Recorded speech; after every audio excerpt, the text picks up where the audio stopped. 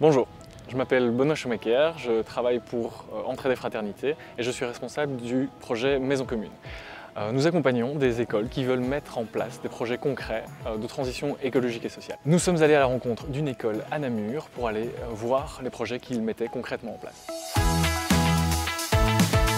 Cette année, le groupe Eco2 a mis en place une journée verte qui est organisée aujourd'hui pour montrer aux gens que la planète a besoin de nous. Il y a 6 jeux au total.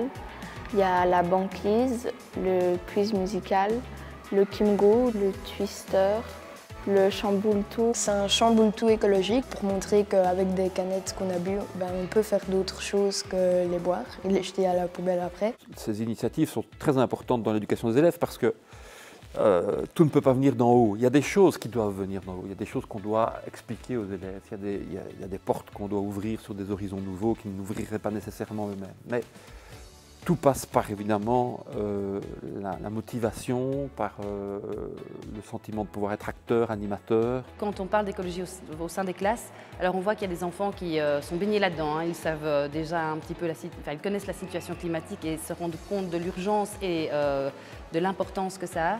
Et j'ai beaucoup d'élèves qui, eux, par contre, trouvent que c'est plutôt un mode de vie que chacun peut aller vers lequel on peut tendre ou pas.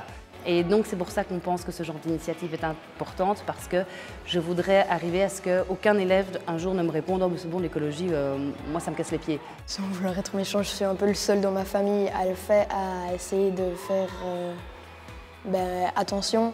Mais si j'arrive à les sensibiliser, peut-être qu'on pourra essayer de faire partie d'un groupe zéro déchet. C'est nous qui vivrons dans le futur et qui auront toutes les conséquences du monde d'aujourd'hui.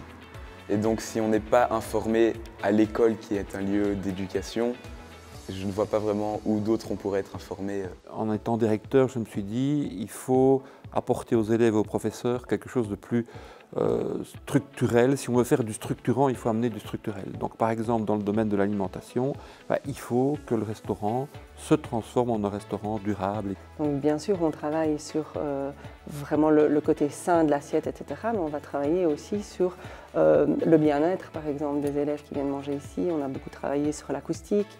On essaie d'avoir des réfectoires qui restent mixtes, donc où on peut manger avec ses amis, qu'ils aient pris un plat à l'école ou qu'ils aient amené leur tartine. On a fait très attention au bien-être des travailleurs aussi. L'école doit amener un peu la réflexion, mais l'infrastructure aussi et les moyens aux professeurs et aux élèves de vivre autrement et de vivre cette transition dans l'école. Vous ne pouvez pas souhaiter que les élèves viennent, par exemple, en mode doux et spécialement en vélo, si vous n'avez pas dans l'école un lieu où mettre leur vélo en sécurité. Donc si on n'est pas à côté des cours de maths, d'histoire, etc., avec une ouverture sur toutes ces questions-là et sur une préparation et montrer des possibles et montrer qu'ensemble on peut changer les choses et qu'il y a encore un avenir qui sera sans doute différent de ce qu'on aurait pu penser, mais il y a encore un avenir. C'est profondément redonner espoir et redonner de la crédibilité à l'école, de la légitimité.